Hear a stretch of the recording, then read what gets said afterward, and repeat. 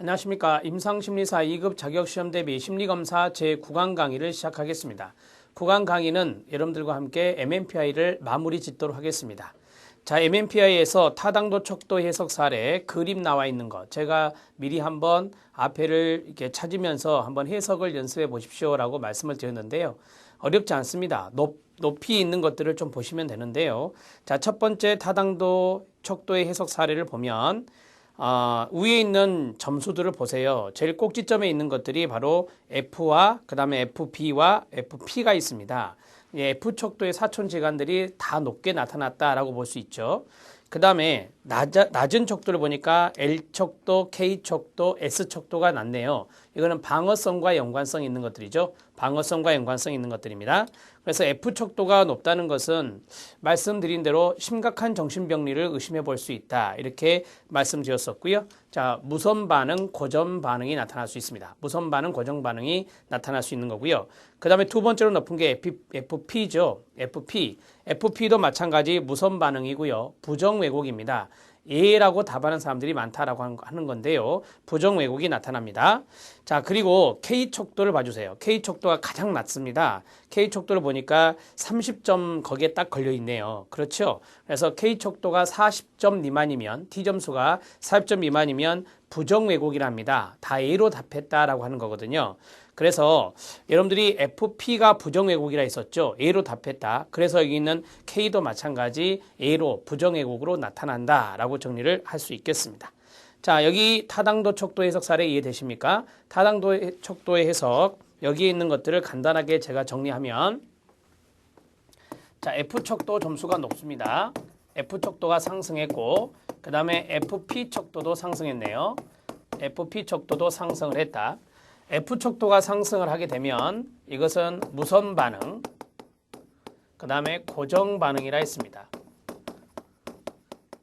그 다음에 심각한 정신병리를 의미한다 라고 정리할 수 있고요. 자, FP 척도가 높다라고 하면 이거 부정 왜곡이라 했죠.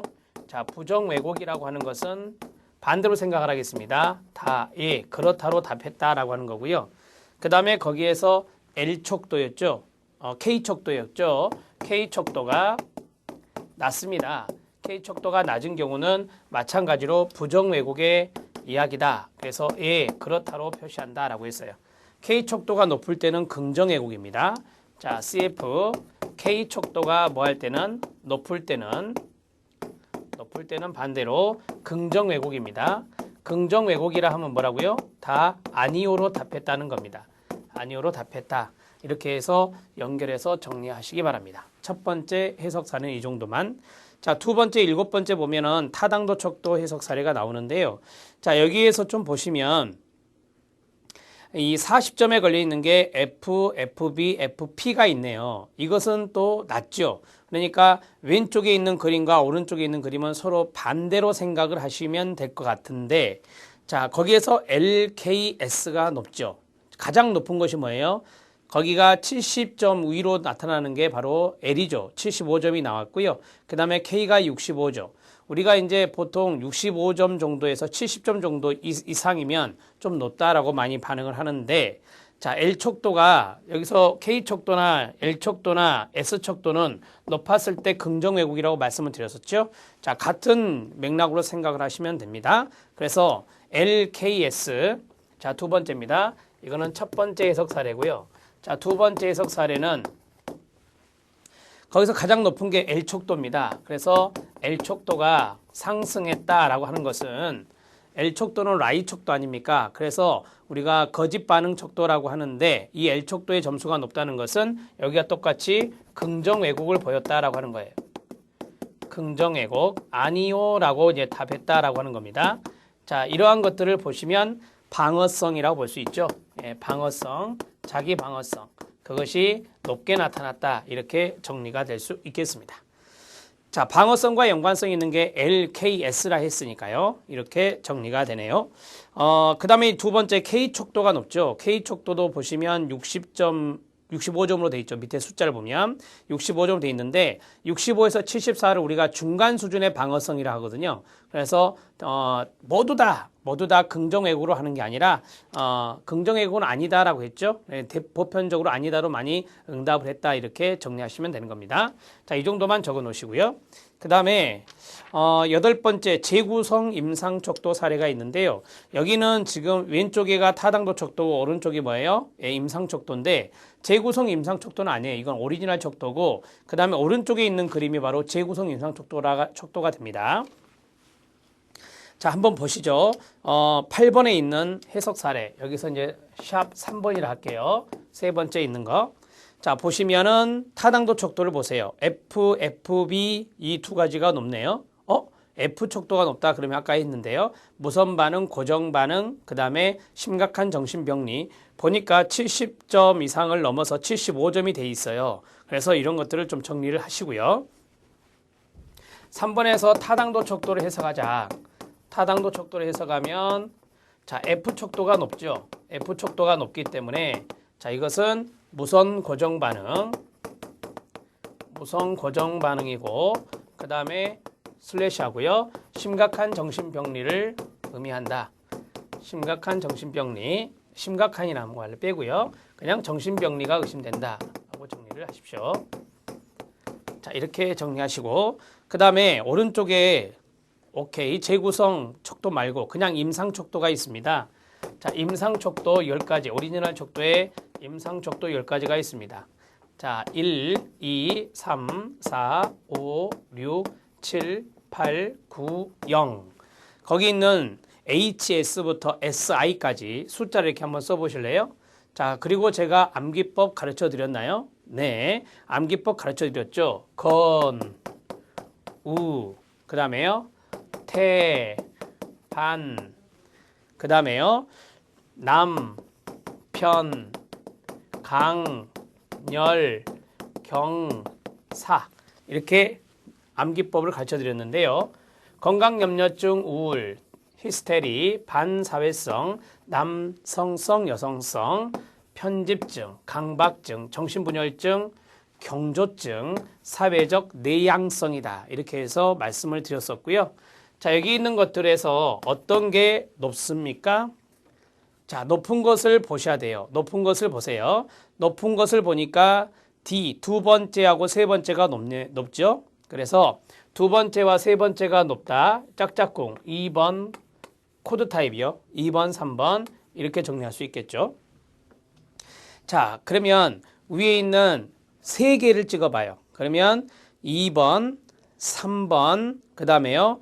저기 뒤쪽에 보면은 8번 있죠. 8, 9, 0이니까 8번이죠. 그러면 2번, 3번, 8번 이렇게 세 가지가 코드 타입으로 해석될 수 있겠죠. 그 다음에 또 어떤 걸 보고 싶습니까? 네, 거기에서 3번과 8번을 봐주세요. 3번과 8번도 높다라고 볼 수 있죠. 왼쪽에서 3번이 높고 오른쪽에서는 8번이 높으니까 3번, 8번 상승 척도쌍 코드 타입이요. 상승 척도쌍을 보는 거죠. 이걸 코드 타입에 의한 해석이다. 이렇게 저 앞에서 정리해 드렸어요. 코드 타입에 의한 해석. 자, 이런 것들을 여러분들이 공부하시면 되죠. 자, 2번은 우울이고 그 다음에 3번은 뭐예요? 히스테리잖아요. 이 두 가지가 같이 해석되면 되고 그 다음에 2번 우울, 히스테리, 8번이 뭐예요? 예, 정신분열증이네요. 이렇게 하면 되고 3번은 히스테리와 8번은 정신분열증이죠. 자, 이렇게 해서 여기에 대한 특징들을 쭉 적어주시면 되는 겁니다. 이해되셨습니까? 이제 낮은 것을 한번 볼까요?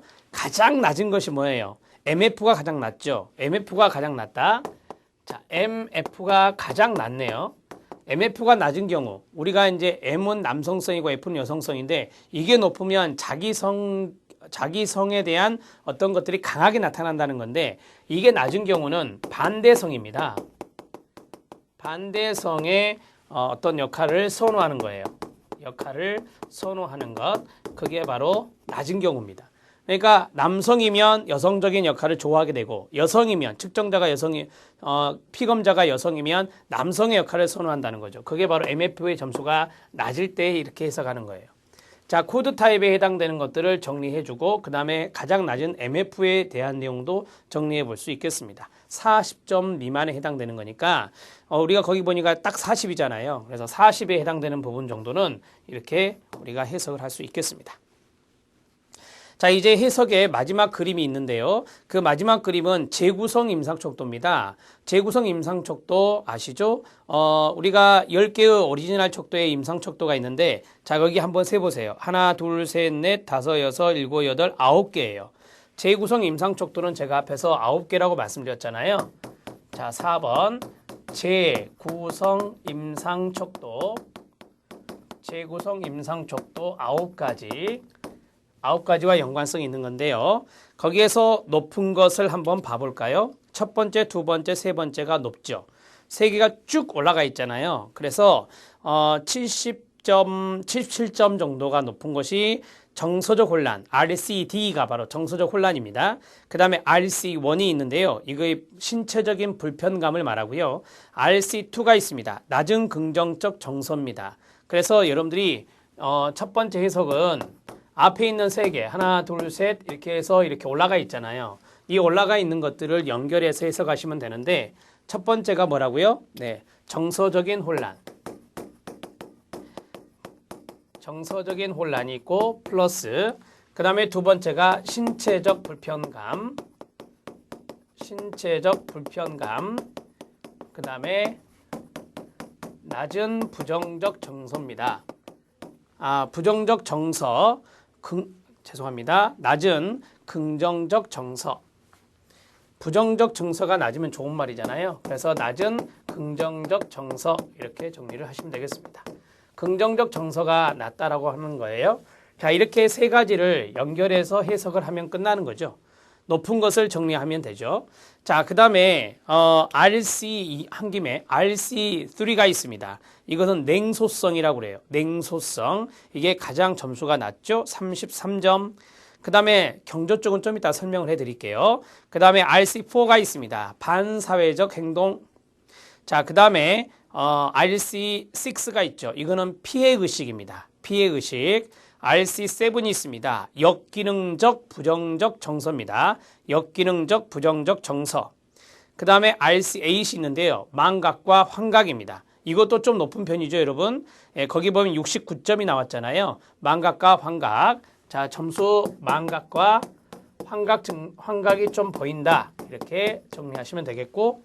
그 다음에 마지막이 바로 RC9이죠. 이것이 경조증입니다. 경조증. 여러분 이 경조증 점수가 낮네요. 보니까 34점이잖아요. 경조증 RC9. 경조증이 낮아요. 점수가. 34점이면 40점 미만이잖아요. 40점 미만이란 말이에요. 자, 이것은 경조증이 뭐예요? 경조, 하이퍼매니아. 즉 어느 정도 활력이 있고 비약적인 거. 이러한 것들이 여기에 들어가는데 이게 점수가 낮기 때문에 활력이 부족하다라고 하는, 활력이 없다 해야 되겠네요. 활력이 없다. 기가 죽어 있다.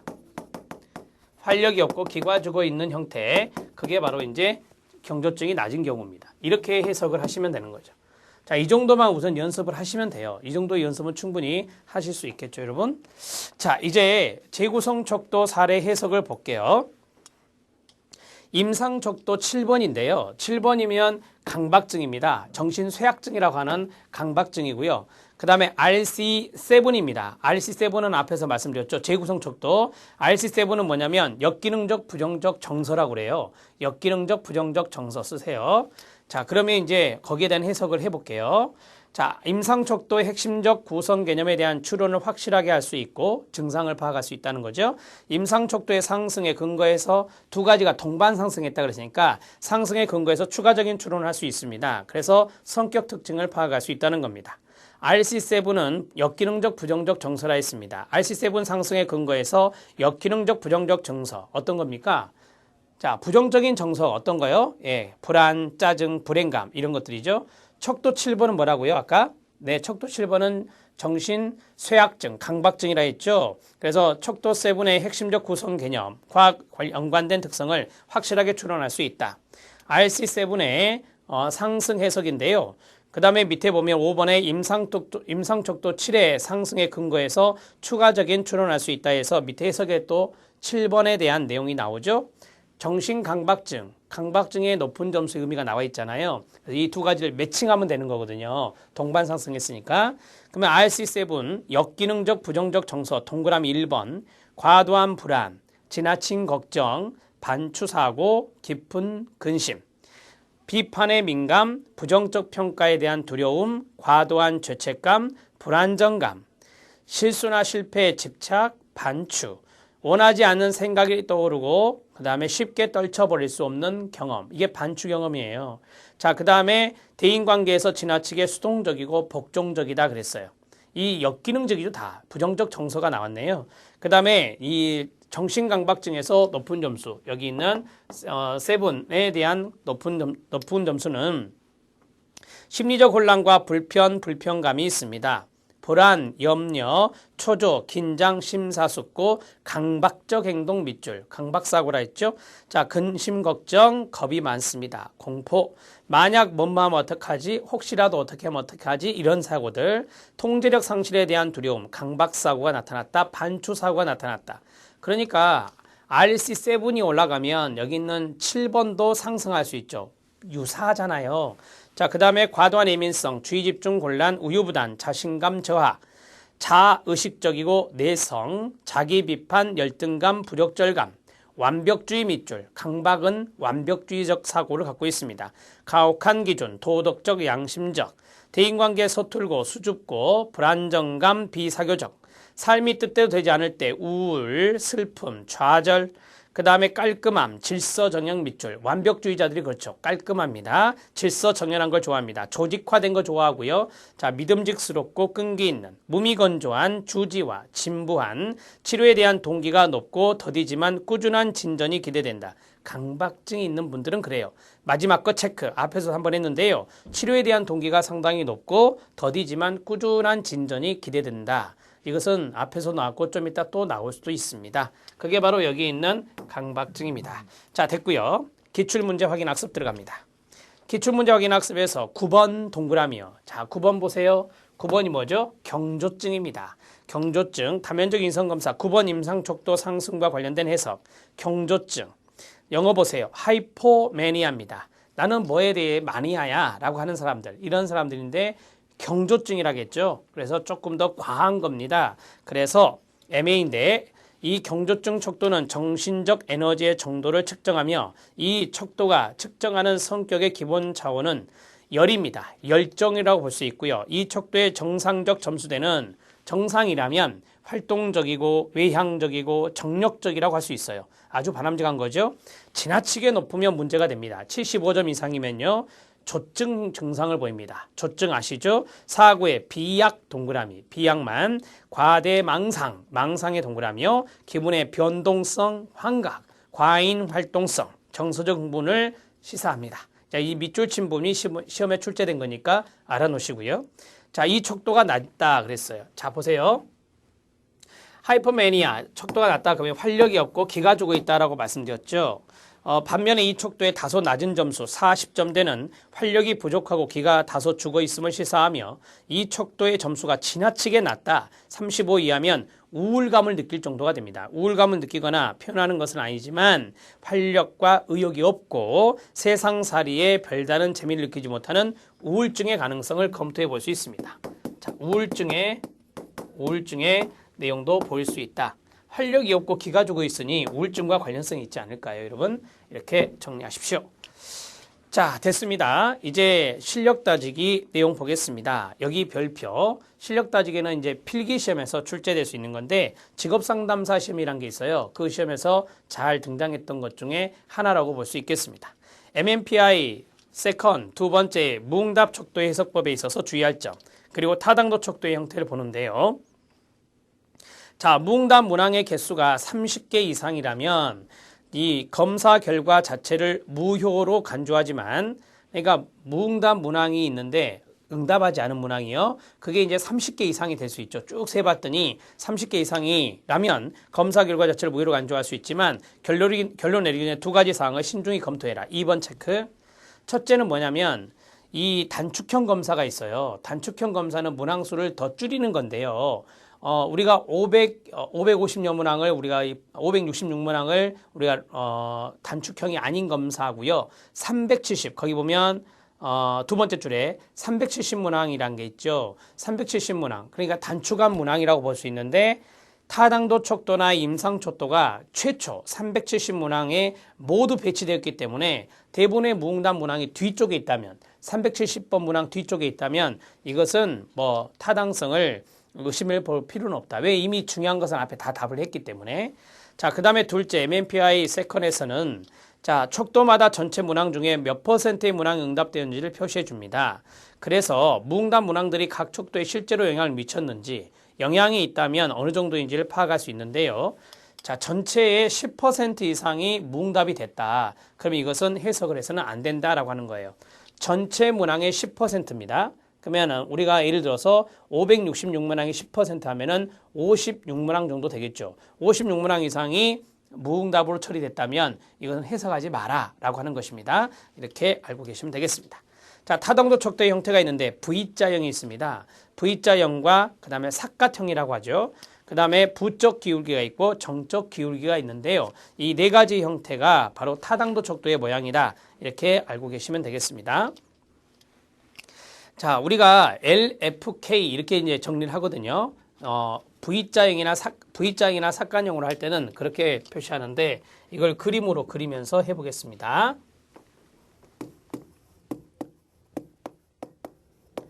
자, MMPI 세컨의 이제 해석법에서요. 해석법에서 자, 첫 번째는 무응답 해석이었습니다. 무응답 척도와 연관성이 있는데 그럼 이건 타당도 척도와 관련성이 있거든요. 타당도 척도와 관련성이 있는데요. 자, 무응답 척도의 첫 번째는 무응답 문항의 개수가 30개 이상이면 30문항이라 할까요? 자, 30문항 이상이면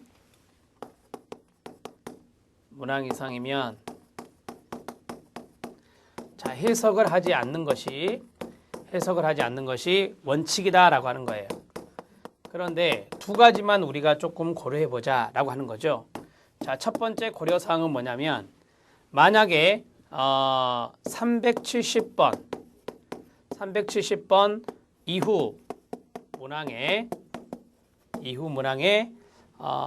무응답이 많았다면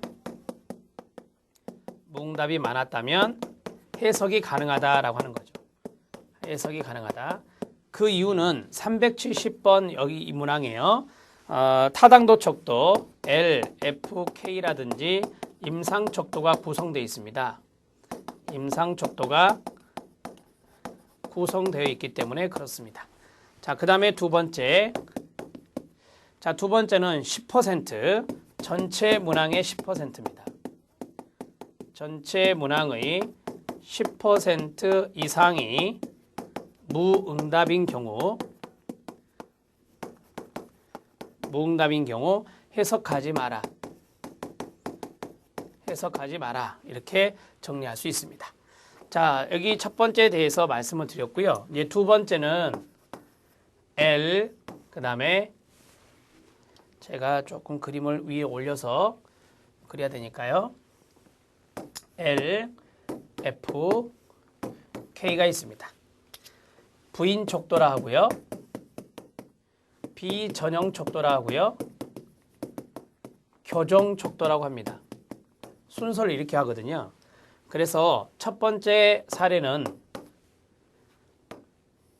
이렇게 올라갈 수 있죠. 이걸 우리가 삿갓형이라 합니다. 삿갓형이라 하고요. 그 다음에 두 번째는 반대로 이렇게 되네요. 자, 이것은 V자형이라 합니다. V자형. 그 다음에 세 번째는 이렇게 올라갈 수 있어요. 이렇게 올라가면 이것은 정적 기울기라 하죠. Y는 X의 형태, 정적 기울기. 자, 네 번째는 이렇게 내려가는 스타일이 있을 수 있죠. 이것은 y는 마이너스 x 형태니까 부적 기울기형이다. 부적 기울기형이다. 이렇게 정리할 수 있습니다. 정적이라는 것은 플러스라고 알고 계시죠? 부적이라고 하는 것은 마이너스라고 알고 계시죠? 따라서 정적 기울기형은 긍정형이고요. 긍정 형태로 해석이 되고요. 부적 기울기는 부정 형태로 해석이 됩니다. 이렇게 됩니다. 자, 이 타당도척도 우리가 해석을 하고 있는데요.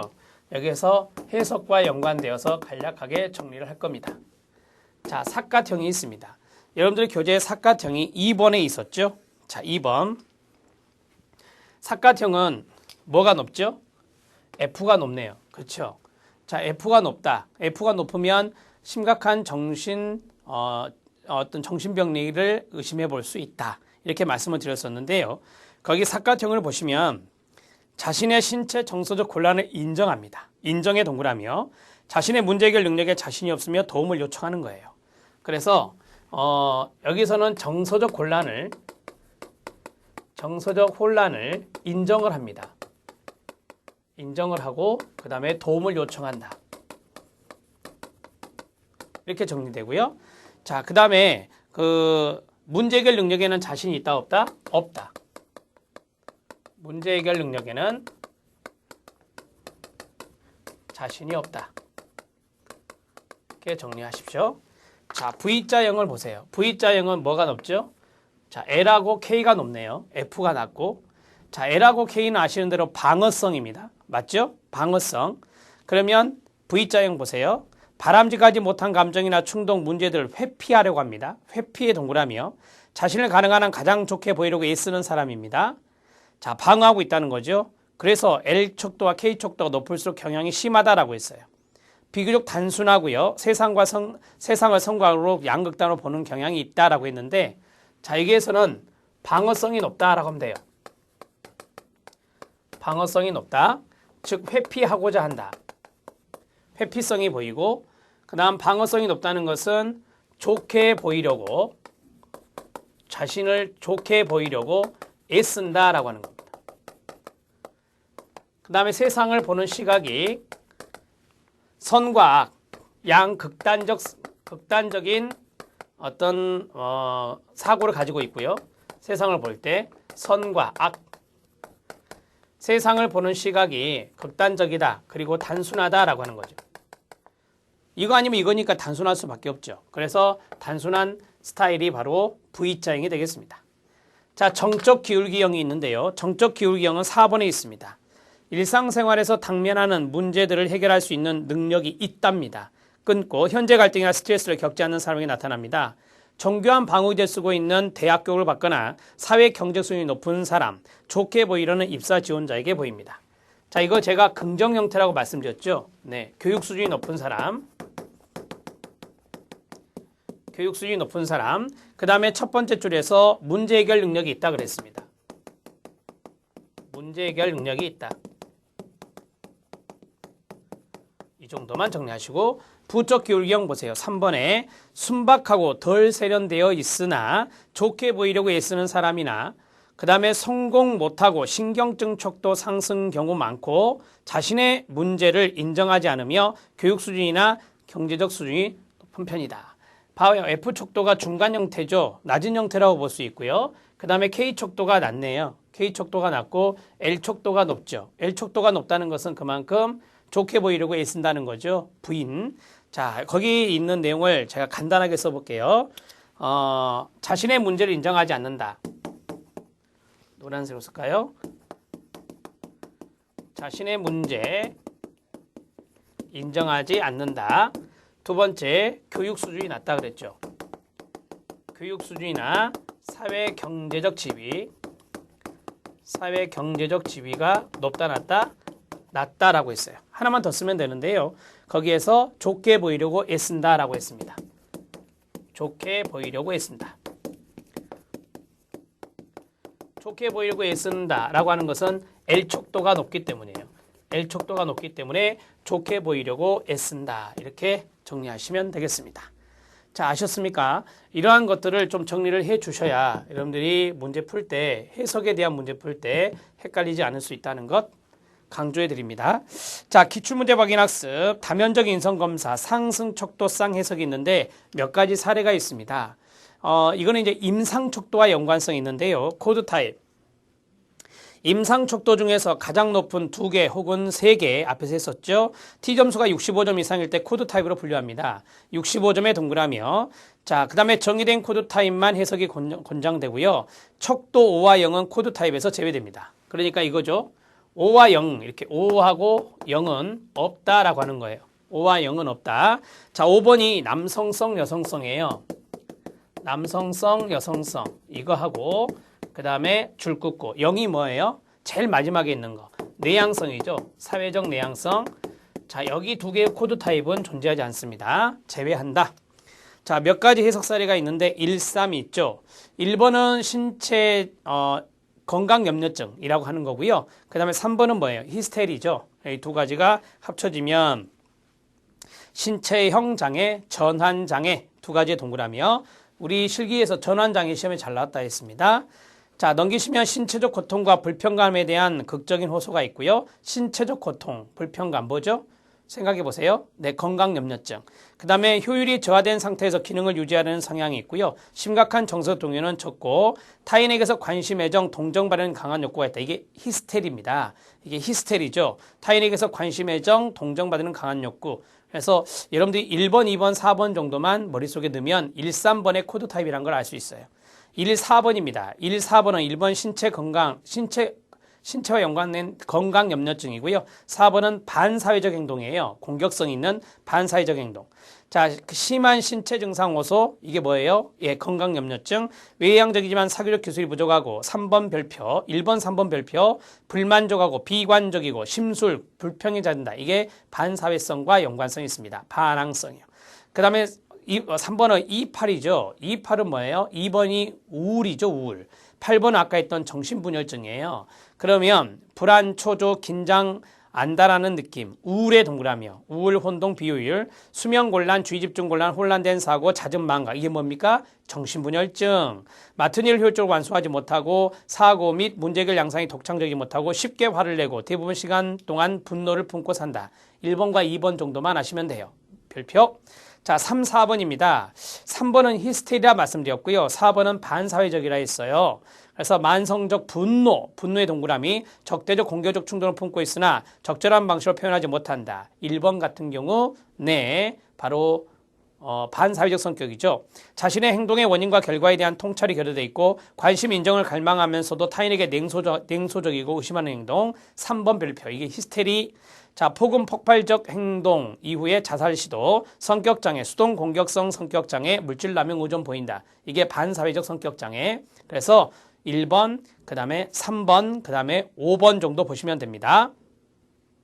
4, 7입니다. 4번은 반사회적 성격이었고요. 7번은 아까 했죠? 강박사고, 강박증입니다. 정신쇠약증이라 볼 수 있고요. 자신의 행동이 초래할 결과에 무관심하게 신경을 쓰지 않는 기간과 그 행동이 타인에게 미칠 영향을 지나치게 걱정하는 기간을 번갈아 반복한다. 2번, 일탈행동, 방종행동의 시기가 지난 다음. 이게 뭐예요? 반사회적 성격. 4번이요. 죄책감을 느끼며 자신을 비난하는 시기가 도래한다. 그건 뭐죠 이거? 네, 강박증이잖아요. 이 강박증, 죄책감을 느낀다 그랬어요. 도덕적이고 양심적이다. 이게 강박증이거든요. 따라서 죄책감을 느끼며 자신을 비난하는 시기가 도래한다. 그러니까 쉽게 말하면 이 2가지 스타일이 같이 나타나기 때문에 반사회적 성격하고 강박사하고 같이 나타나기 때문에 2번과 같이 해석이 되는 겁니다. 2번 별표. 6번과 8번입니다. 6번은 편집입니다. 편집증이죠. 그 다음에 8번은 정신분열증이라 했어요.